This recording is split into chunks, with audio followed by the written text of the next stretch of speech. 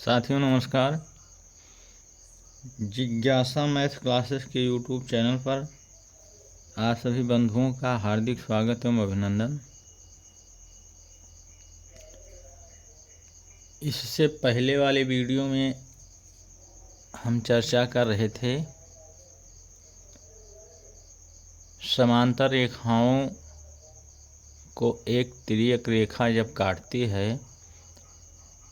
तो उनसे जो कोण बनते हैं उनके संबंधों पर हम चर्चा कर रहे थे, जो कि 5 प्रकार के हैं। इस पर हमारी चर्चा हो चुकी थी, लेकिन एक बार फिर से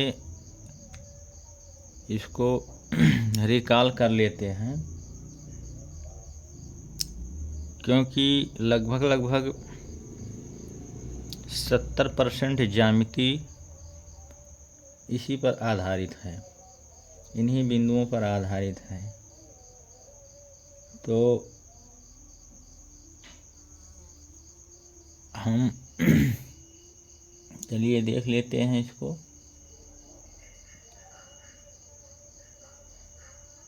जब कोई समांतर रेखा को कोई तिर्यक रेखा काटती है, दो समांतर रेखाएं हों, उनको जब तिर्यक रेखा काटती है तो उनसे जो संबंध बनते हैं कोणों में, उस पर हम चर्चा करना चाहते हैं। तो पहली बात है कि कोण समान कब कब होते हैं। कोण समान कब होते हैं, जो पिछला वीडियो था उसको समराइज हम कर रहे हैं। कोण समान कब किस किस स्थिति में होते हैं, और दूसरा है कोणों का योग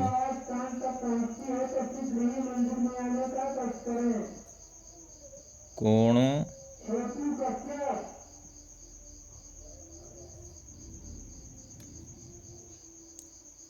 का योग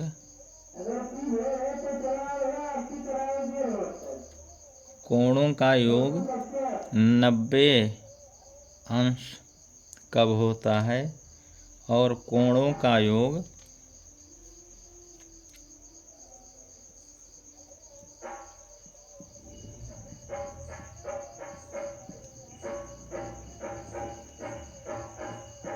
कोणों का योग 180 किन परिस्थितियों में होता है। और जो चौथी बात है कि कोणों का योग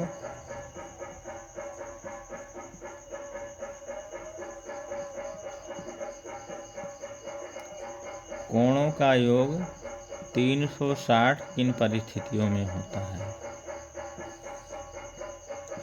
इन्हीं बिंदुओं पर हम चर्चा करते हैं। तो कोण समान कब होते हैं, जो अभी तक की ज्योमेट्री हमने पढ़ा है उसका समरी हम समझ लीजिए कि ये समरी है। लगभग 70% ज्यामिति जो है इन्हीं बिंदुओं से आपका क्लियर हो जाएगा, और जो बाकी बचेगा उसको आगे देखेंगे। तो कोण समान होते हैं जिसकी पहली कंडीशन है सम्मुख कोण।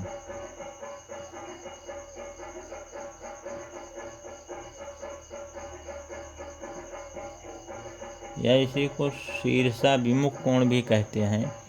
जैसे मान लीजिए कि एक रेखा यह है और दूसरी रेखा यह है, तो यह कोण है और इसके सामने यह कोण है, तो इस कोण का यह सम्मुख कोण कहलाएगा, और ये आपस में समान होते हैं। और यह कोण और यह कोण जो है वो सम्मुख कोण कहलाएंगे या शीर्षाभिमुख कोण कहलाएंगे, और यह आपस में समान होते हैं। तो ये तो हो गई पहली बात है कि कोण समान कब होते हैं, सम्मुख कोण वाले कंडीशन में कोण समान होते हैं। दूसरा है कि एक समांतर रेखा है और उसको तिर्यक रेखा जब काटती है तो उसमें बनते हैं संगत कोण।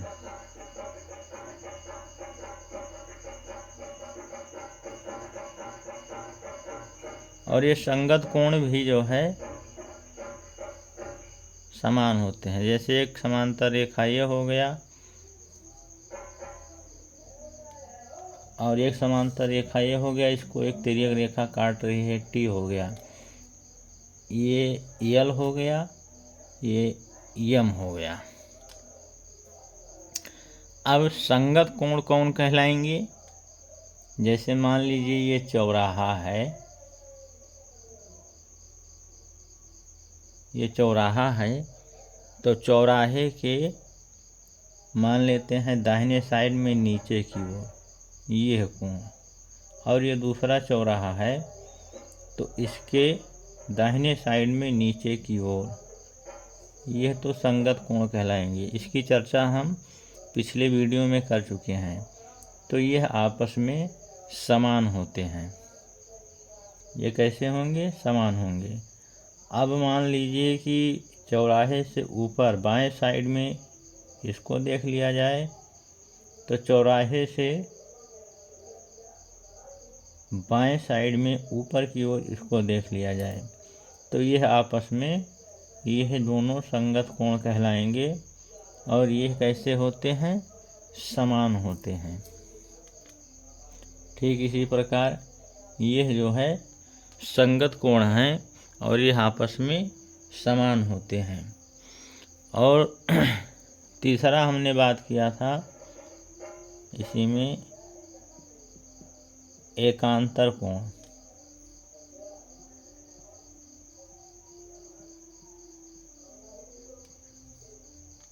एकांतर कोण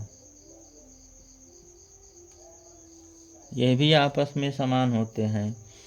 तो एकांतर कोण जैसे मान लीजिए एक रेखा ये है और इसी के समांतर एक रेखा ये है, दूसरी समांतर रेखा, और इसको कोई तिर्यक रेखा काट रही है, मान लीजिए टी है, ये एल है, ये एम है, और यहाँ भी यल पैरेलल टू एम है, समांतर है, यहाँ भी यल एम के समांतर है। तो एकांतर कोण हमने बात किया था कि जेड आकार में बनने वाले कोण, जेड आकार। तो जेड आकार मान लीजिए ये बन रहा है ये, तो यह कोण और यह कोण, अगर जेड आकार उल्टा देखा जाए तो इस तरह बन रहा है, तो जो ये कोण होगा, ये कोण वो इस कोण के बराबर होगा। तो यह तो एकांतर कोण कहलाते हैं।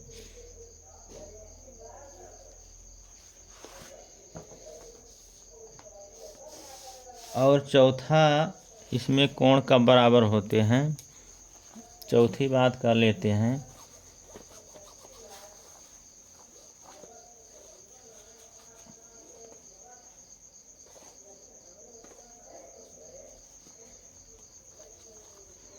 बाह्य एकांतर कोण, यह भी कैसे होते हैं? आपस में बराबर होते हैं। बाह्य एकांतर कोण, चौथी बात, जैसे ये दो समांतर रेखाएं हैं, एक यल है, एक यम है, यल पैरेलल टू यम है, एक तिर्यक रेखा है, मान लीजिए कि ये टी है। तो तिर्यक रेखा समांतर रेखा के जो ऊपर यह कोण बन रहा है और यह कोण, ये कैसे हैं? बाह्य एकांतर कोण हैं। यह कोण और यह कोण कैसे हैं? बाह्य एकांतर कोण हैं। यह भी आपस में कैसे होते हैं? बराबर होते हैं। ये तो हो गई कोण समान वाली बात। अब कोणों का योग 90 किन किन परिस्थितियों में होता है, इस पे चर्चा करते हैं। ये 4 परिस्थितियां हैं। कौन कौन से? संगत कोण, एकांतर कोण और बाह्य एकांतर कोण और सम्मुख कोण। ये 4 परिस्थितियां हैं जिसमें कोण समान होते हैं। किसी भी फिगर में, किसी भी चित्र में इस तरह की आकृति अगर बनेगी तो कोण आपस में समान होंगी। अब कोणों का योग 90 कब होता है, इस पर हमने बात किया था। कोणों का योग 90 अंश, इस पर भी पहले की वीडियो में हम चर्चा कर चुके हैं, जिसको हमने बात किया था पूरक कोण कहते हैं। पूरक कोण या अनुपूरक कोण।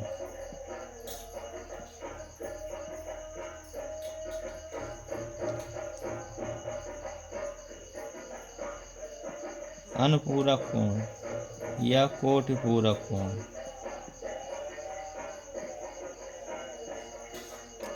कहते हैं,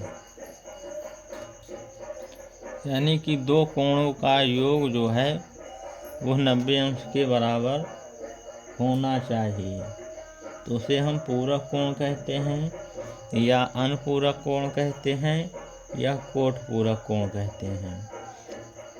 अब बात करते हैं कोणों का योग 180 अंश कब होता है। एक तो होता है समपूरक कोण या परिपूरक कोण में। समपूरक कोण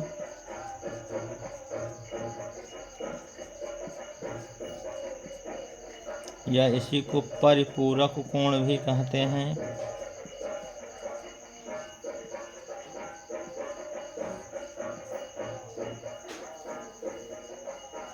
यानी कि दो कोणों का योग जो है वो 180 अंश हो। और दूसरा होता है रैखिक कोण युग्म, लीनियर पेयर। रैखिक कोण युग्म, रैखिक कोण युग्म। इसका चित्र कुछ इस प्रकार बनता है। मान लीजिए एक रेखा है और ये एक बिंदु है।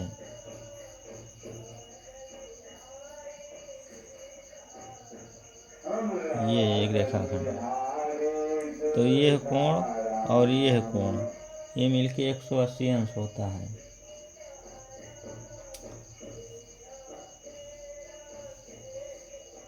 और तीसरा बात करें,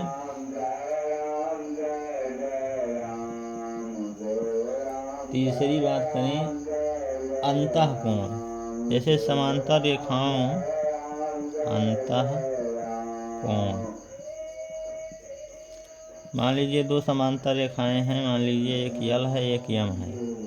ये यल है ये यम है। कोई तिर्यक रेखा है टी जो काट रही है इसको। तो जो अंतःकोण होते हैं, ये कोण और ये कोण, इन दोनों कोणों का योग 180 अंश होता है। या ये कोण और ये कोण, ये अंतःकोण कहलाते हैं। इनका योग 180 अंश होता है और इन दोनों कोणों का योग 180 अंश होता है। और चौथा है बहिष्कोण।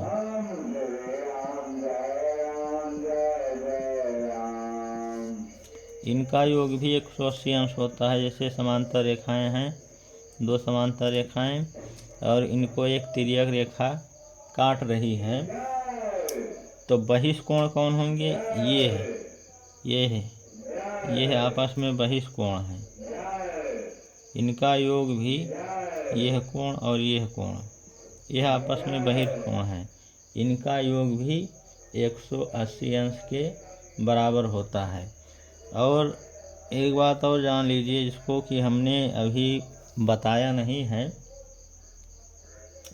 त्रिभुज के अंतःकोण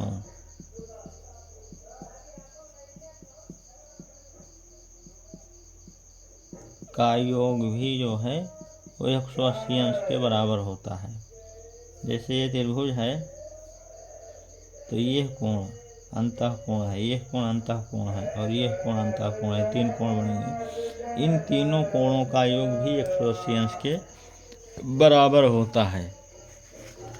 तो ये तो हो गया कोणों का योग 180 अंश की बात। अब कोणों का योग जो है 360 की बात कर लेते हैं, किन किन परिस्थितियों में होता है।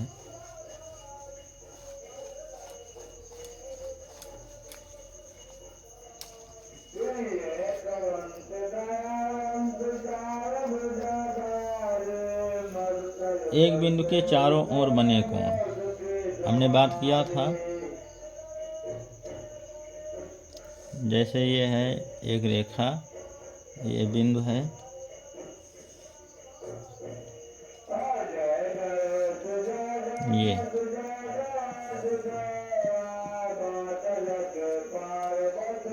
ये कोण 1 नंबर, एक कोण 2 नंबर, ये 3 नंबर, ये 4 नंबर, ये 5 नंबर, ये 6 नंबर, ये 7 नंबर, ये 8 नंबर।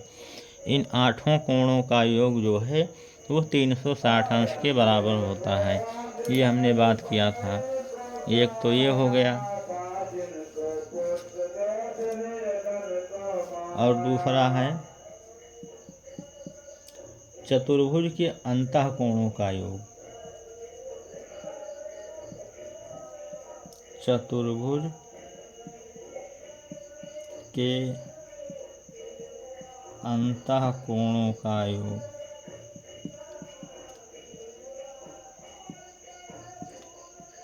यह भी 360 अंश के बराबर होता है। कोई भी चतुर्भुज हो, आयत हो, वर्ग हो, कैसा भी चतुर्भुज हो, उसमें जो 4 कोण बनेंगे, ये चारों कोण, इनका योग भी 360 अंश के बराबर होता है। और 360 कब होता है?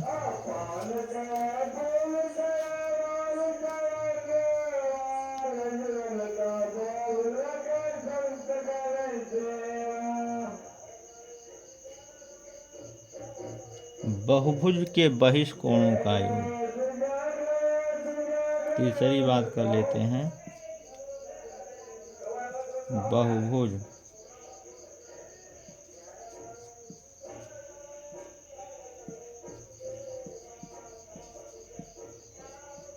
के बहिष्ठ कोणों का योग।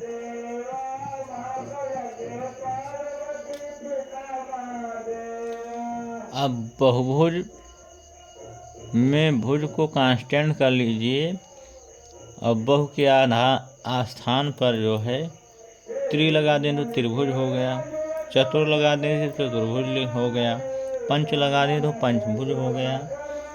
यानी कि त्रिभुज हो, चतुर्भुज हो, पंचभुज हो, षटभुज हो, इनके जो बाहरी कोण हैं उनका योग 360 होता है। कैसे होता है? मान लीजिए त्रिभुज है,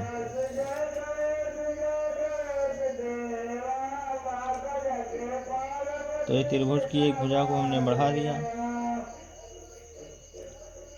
ये दूसरी भुजा है, इसको हमने बढ़ा दिया, ये तीसरी भुजा है, इसको हमने बढ़ा दिया। तो ये है कोण, ये है कोण और ये है कोण। इन तीनों कोणों का योग कितना होगा? 360 अंश के बराबर होगा। अब मान लेते हैं ये तो त्रिभुज की बात हो गई। इसी प्रकार चतुर्भुज में मान लीजिए पंचभुज है, 5 भुजाओं का एक पंचभुज है, इसको बढ़ा दिया, एक भुजा, इसको बढ़ा दिया, दूसरी भुजा, इसको बढ़ा दिया, इसको बढ़ा दिया,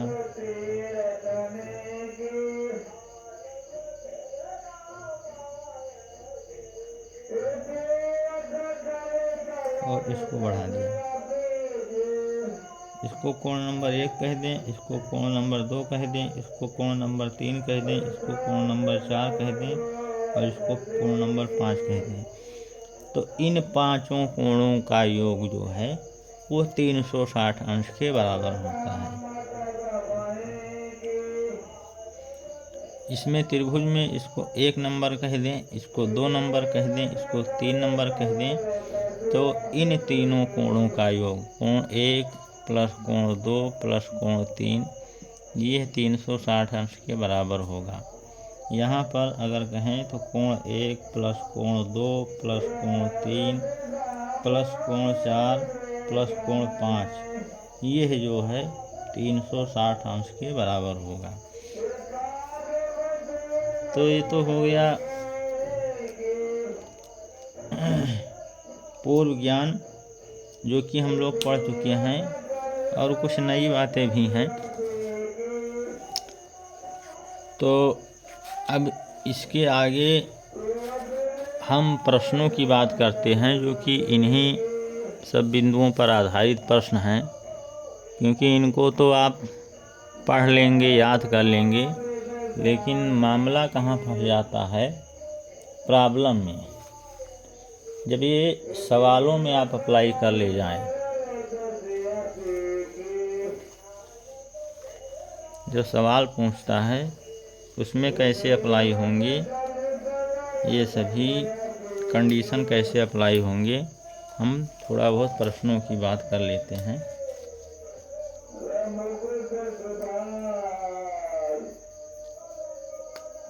जैसे मान लीजिए एक प्रश्न है,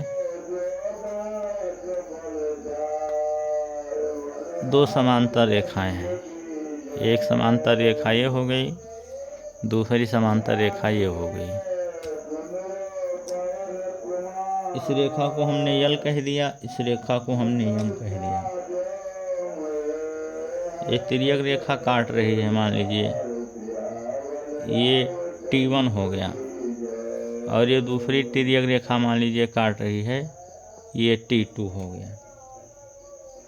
ये जहाँ काट रही है इसको हम नाम दें A, इसको B कह दें, और इसको C कह दें, और इसको D कह दें। तो D वाला जो कोण है, ये कोण,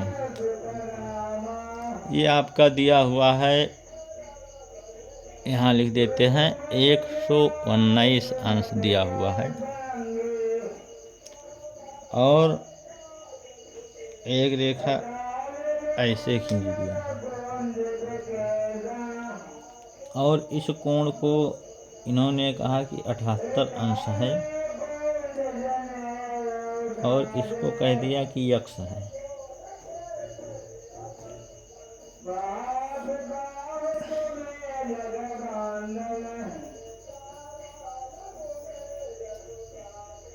अब यहाँ कह दिया है कि T1 पैरेलल टू T2 है, और L पैरेलल M है, यानी ये भी समांतर है और ये भी समांतर है।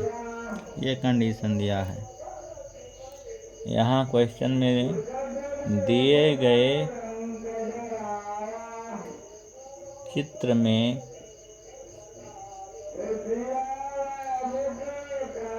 T1 is parallel to T2 तथा L is parallel to M है, तो x का मान क्या होगा? x का मान हमें ज्ञात करना है।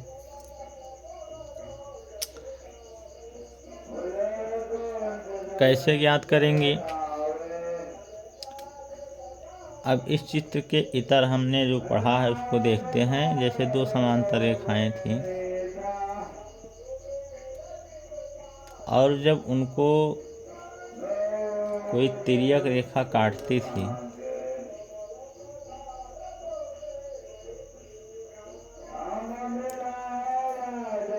यह तिर्यक रेखा काट रही है, तो हमने बात किया था संगत कोण। चौराहे के ऊपर ये है, बराबर होगा, या चौराहा है ये आपस में बराबर होगा, या ये चौराहा है यह बराबर होगा, या ये चौराहा है तो यह संगत कोण कहलाएंगे। ये सब आपस में बराबर होंगे। तो यहाँ पर ये चौराहा है और चौराहे के बाएं साइड में ऊपर की ओर 119 अंश है। ठीक इसी प्रकार ये भी चौराहा है और इस चौराहे के ऊपर जो है ये कोण जो पूरा है ये इसी के बराबर ही तो होगा, 119 अंश के बराबर ही तो होगा, क्योंकि ये संगत कोण है। तो इसी बात को हम लिखते हैं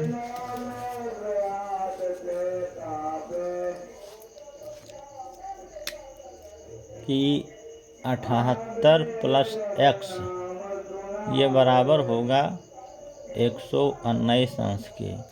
और क्यों होगा बराबर? क्योंकि ये संगत कोण है। यहाँ हम लिख दें ये संगत कोण है।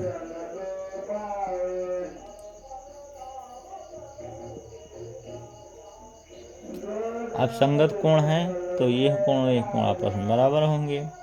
तो x का मान निकल गया। x बराबर 78 को पक्षांतर करते हैं इधर तो 119 और -78, तो कितना बच गया? x का मान कितना हो गया? 8, 1, 9 और 7, 4, 11, 41 अंश।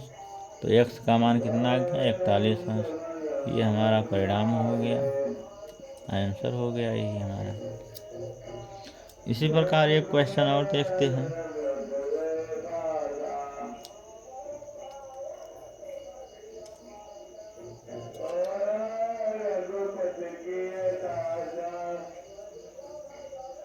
ये ऐसा चित्र बना दिया है यहाँ।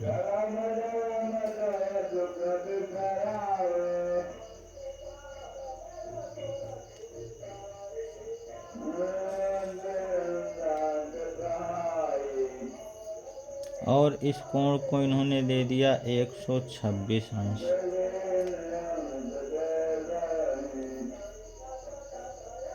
और ये एक रेखा ऐसे खींच दिया इन्होंने।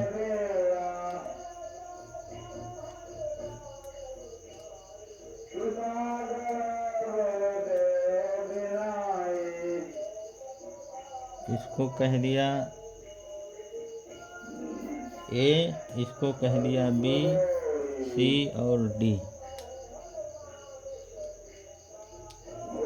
और इसको इन्होंने कह दिया कि 43 अंश है और इसको कह दिया कि x अंश है। तो x का मान बताइए।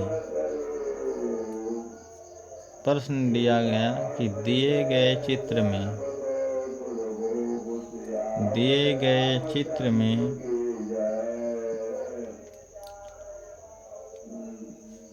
AD समांतर है BC के, यानी ये दोनों रेखाएं आपस में समांतर हैं। तो x का मान ज्ञात कीजिए, यानी x का मान हमें ज्ञात करना है।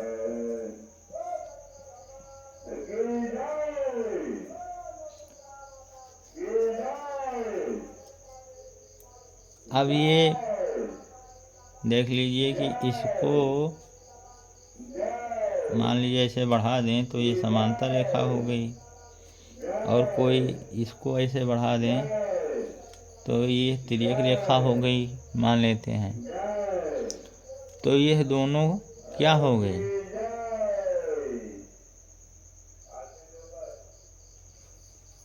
अंतःकोण। और अंतःकोण जब हो गया, ये और ये अंतःकोण नहीं हो गया। जैसे मान लीजिए कि यह चित्र है और एक तिर्यक रेखा काट रही है, तो यह कोण और यह कोण अंतःकोण नहीं होगा। तो ठीक इसी प्रकार ये दोनों समांतर रेखाएं हैं, कोई तिर्यक रेखा काट रही है, तो यह कोण और ये इन कोणों का, इन पूरे कोणों का योग जो है वो कितना होगा? 180 अंश होगा।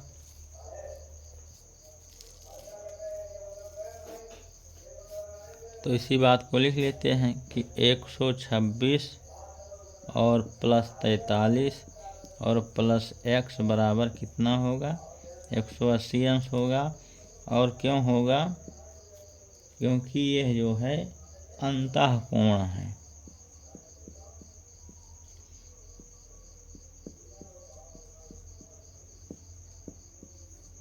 और जब अंतःकोण है तो अब इसको हम हल कर लेते हैं। 6 3 9 हो गया और 4 2 6 हो गया।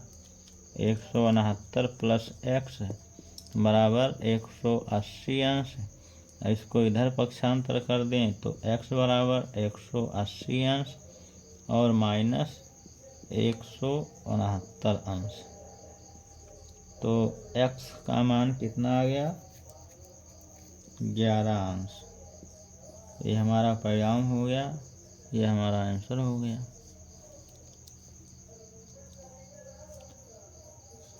चलिए ठीक इसी प्रकार एक प्रश्न और देखते हैं।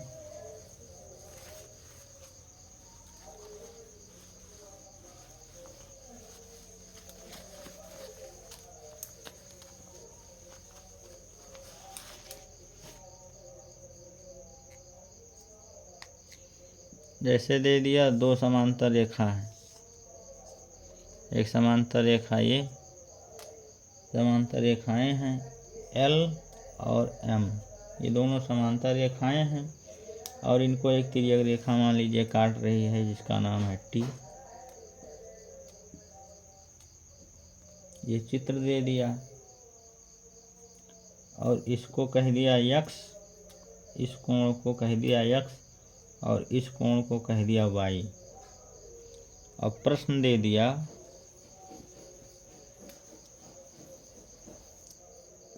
कि दिए गए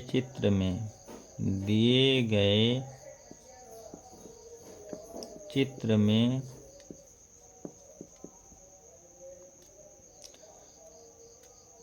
x रेशियो y यानी x अनुपात y बराबर 7:3 हो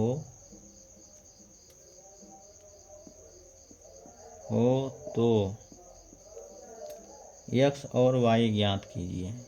x और y ज्ञात कीजिए।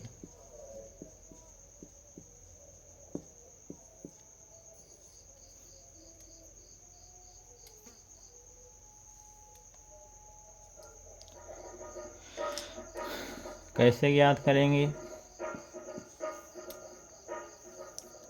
अब देखिए भाई, ये जेड आकार बन रहा है।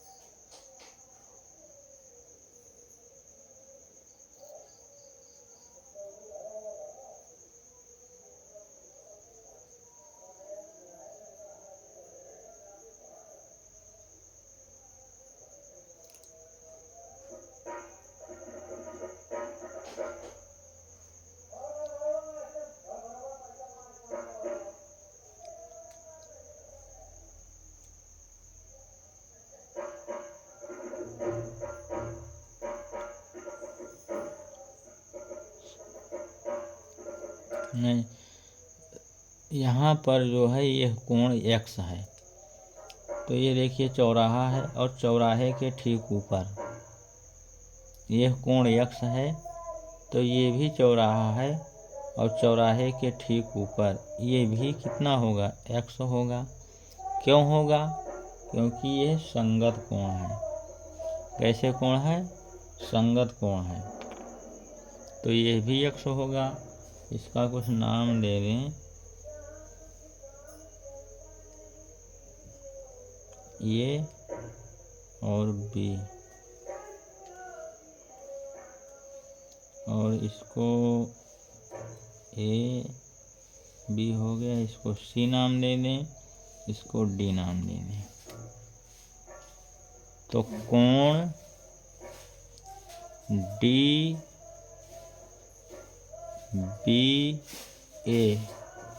बराबर x है और इसी के बराबर जो होगा CAB होगा। कोण CAB होगा। क्यों होगा? क्योंकि यह जो है संगत कोण है, इसलिए क्योंकि यह जो है संगत कोण है।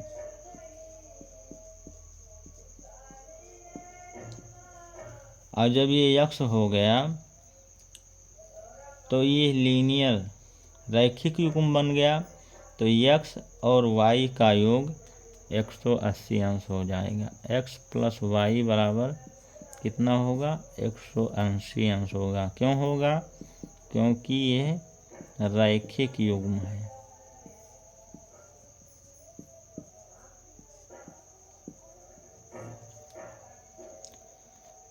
अब कह रहा है यक्ष और वाई का योग 180 है, और यक्ष वाई कैसे बटा है, किस अनुपात में बटा हुआ है? 7:3 में बटा हुआ है।